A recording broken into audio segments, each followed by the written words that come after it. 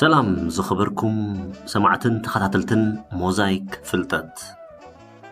ناي لوم تحستو صحف زمدب بزعبا اتم قندي نسلام قسانت راهوا زوكلو ملكتات زنصبارق يكون سناي مكتتال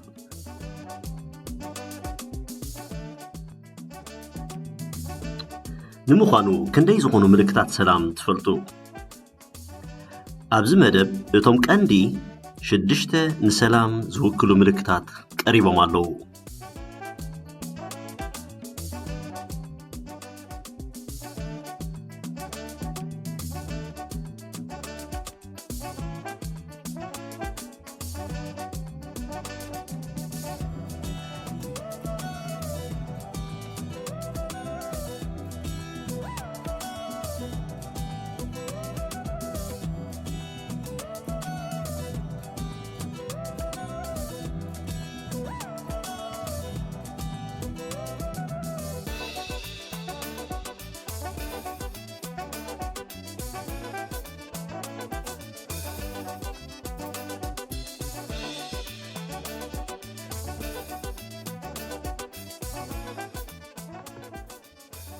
بأسماتهم وملكتهم مس نجمر كاب عالي عواف رقبي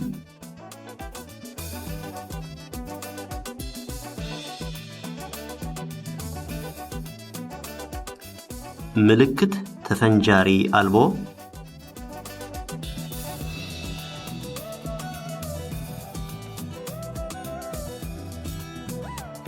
كاب عالي عواف كرين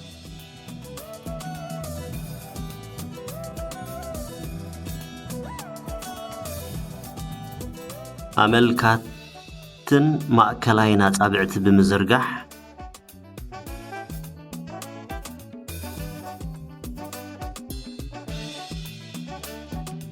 قوصلي أولع وي أخليل ناي أولع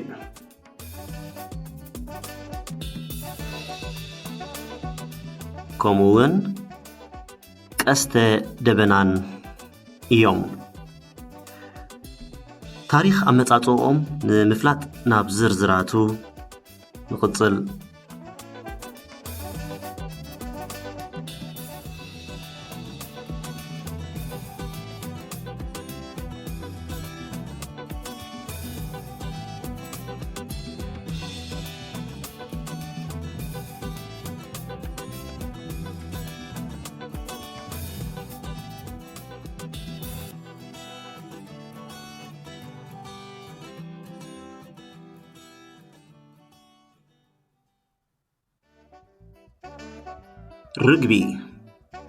رقبي ناي عالمنا ملكت سلام نصهنانيا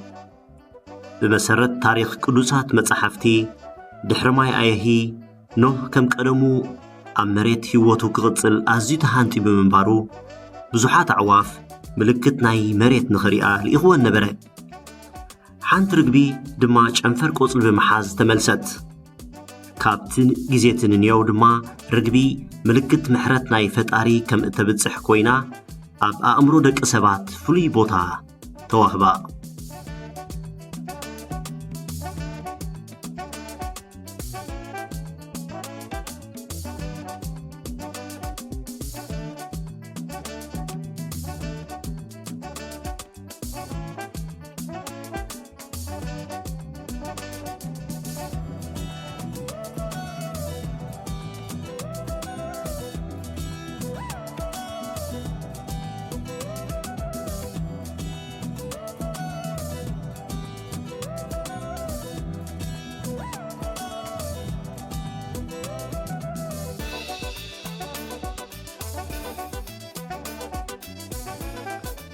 ملكت تفنجاري ألبو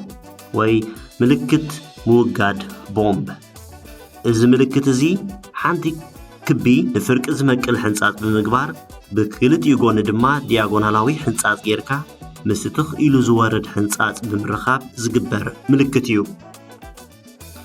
إذا ملكت أزيو استفلت أب شحن 958 عام تمرد أب وفرا موقاد نيكلوساوي أتصوار وقت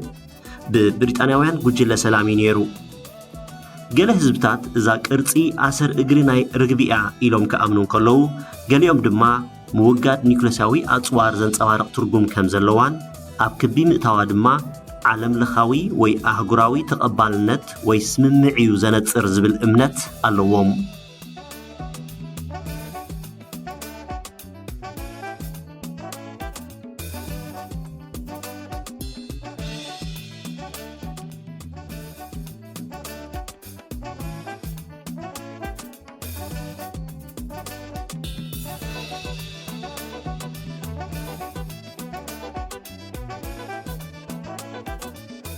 ጻዕዳ ክሬን እዛ ዑፍ ክሬን ነዊሕ ክሳድን ነዊሕ ኣብራኽን እትውንን ምልክዕቲ ዑፍ እያ። ኣብ ክፍሊ ዓለም ኤስያ ዝርከባ ሃገራት ንጻዕዳ ክሬን ከም ምልክት ሰላምን ሃብትን ሕውነትን ገይሮም ይርእይዋ። ድሕሪ መጥቃዕቲ ቦምብ ኣብ ከተማ ጃፓን ሂሮሺማን ናጋሳኪን እዛ ጻዕዳ ክሬን ክብራን ኣገዳስነታን ዓዚዙ። እዚ ታሪኽ ከምዚ ይመስል። ኣብ 1955 ዓመተ ምህረት ጓል 11 ዓመት ጃፓናዊት ሳዳኮ ሳሳኪ ዝተባህለት ብሰንኪ ኒውክሌሳዊ ጨረርታ ግዳይ ሕማም ሉክሜያ ኮነት። ንሳ እንተ ደኣ 1,000 ምስሊ ናይ ጻዕዳ ክሬን ዘለዎ ወረቐት ዓጺፍካ ሓደ ትምኒት ትምነሞ ይኾነልካ ዝብል ብሂል ሰሚዓ ነበረት። ብኡ መሰረት ድማ ሓደ ድሕሪ ሓደ ዓጺፋ ብምውዳእ ጥዑይ ኣካል ኣብ ሰላም ዝሰፈና ዓለም ክህልዋ ተመነየት። ሓደ ዓመት ድሕሪ ምጽናሓ ግን ብሞት ተፈልየት። እዚ ዛንታ ግን ካብ ሃገረ ጃፓን ናብ መላእ ዓለም ተዘርግሐ። The World Peace Project for Children ዝተባህለ ውድብ እውን ንዝኽሪ ሳዳኮ ንህፃናት ዓለም ብሓደ ብምጥርናፍ ጻዕሮም ንሰላም ክሕይሉ ይሰርሑ።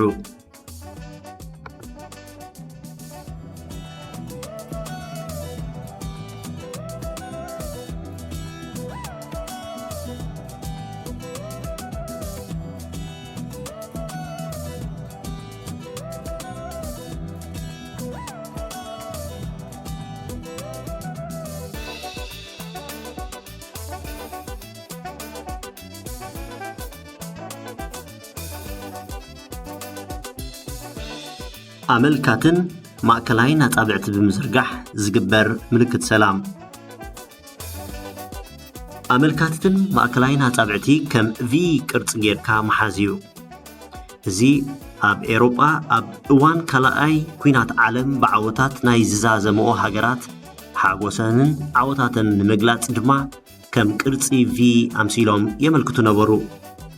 ኣብቲ እዋንቲ ድማ መራሒ ውግእ ብሪጣንያ ዝነበረ ዊንስተር ቸርችል ብተደጋጋሚ ጊዜ እዛ ምልክት እዚኣ ምልክት ዓወትን ሰላምን ምሕባር የዘውትራ ነበረ። ቀጺሉ ኣብ 60ታትን 70ታትን እዛ ምልክት ብሰፊሑ ህዝቢ ዓለምና እናተጠቐመላ ከደ። ምልክት ዓወትን ሓቅን ንሰላምን ድማ ክጥቀመላ ጀመረ።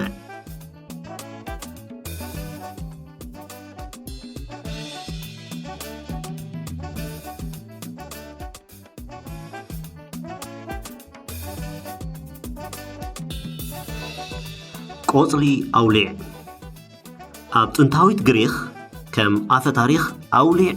ተኽሊ ናይ ጎርዞ ጣዖቶም ከም ምልክት ፍልጠት፣ ንጽህና፣ ሞያን ካልእን ይውሰድ ነበረ። ተኽሊ ኣውሊዕ እቲ ዝኸበረን ከም ክቡር ህያብ ድማ ይብርከተሎም ከም ዝነበረ፣ ከም ዝበለጸ ምንጪ ምግብን ዘይትን ተራእዩ ድማ ብኽብሪ ይጥመት ነበረ።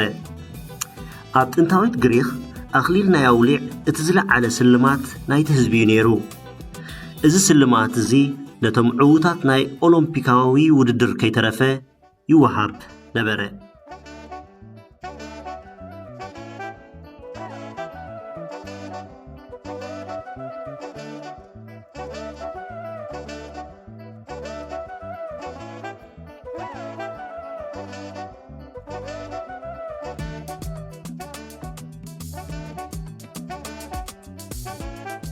ምልክት ቆጽሊ ኣውሊዕ ዘለወን ባንዴራታት ምስ ንርኢ ናይ ውድብ ሕቡራት ሃገራት ባንዴራ ንሃገራት ዓለም ብጨናፍር ቆጽሊ ኣውሊዕ ዝተኸበት እያ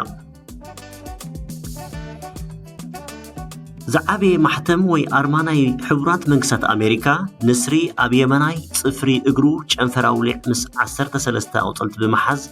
سلام أمونغو إتن حبرت زفلماك في الهجرات يوكل بانديراناي هجرات عرب ليج بورك أوي سنسلت زخببة نايولي أخليليو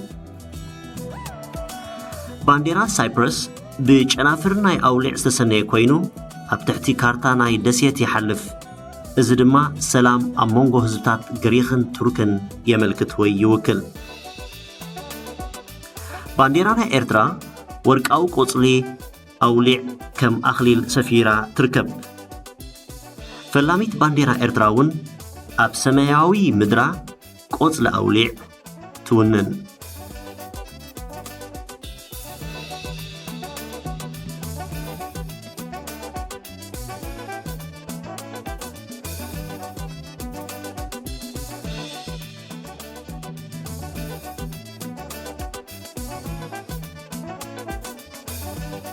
ቀስተ ደበና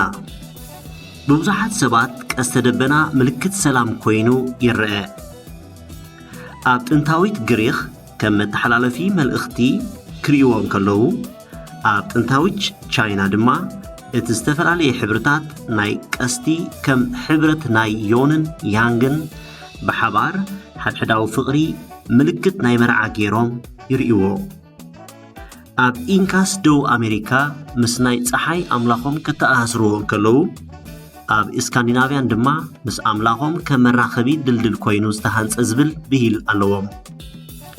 ኣብ እምነት ክርስትና ድማ ምልክት ይቕሬታ ናይ ፈጣሪ ድሕሪ ማይ ኣይሂ ምልክት ሰላምን ዕርቅን ኣብ መንጎ ደቂ ሰባትን ፈጣርን የመልክት መብዛሕቱ ብባህላዊ ኣተረጓጉማ ናይ ዓለምና ህዝብታት እዚ ምልክት ቀስተ ደበና ናይ ህዝቢ ምልክት ዝሓሸ መጻኢ ብሩህ ተስፋ ናይ ዓለምና ዝሕብር ዝበዝሐ ግዜ ድማ ድሕሪ ዝናብ ኣብ ናይ ብርሃን ፀሓይ ዝርአ ተፈታዊ ሕብሪ እዩ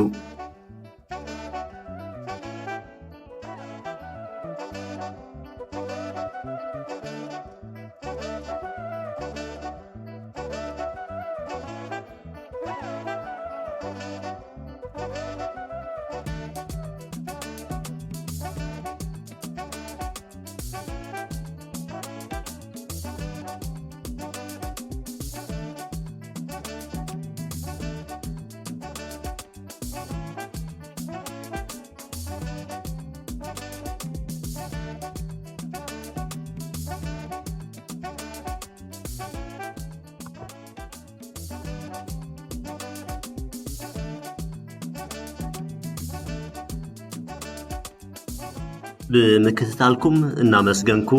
ኣብ ቀጻሊ ብኻልእ ጽሑፍ ሰላም ይራኸበና ወድሓንኩም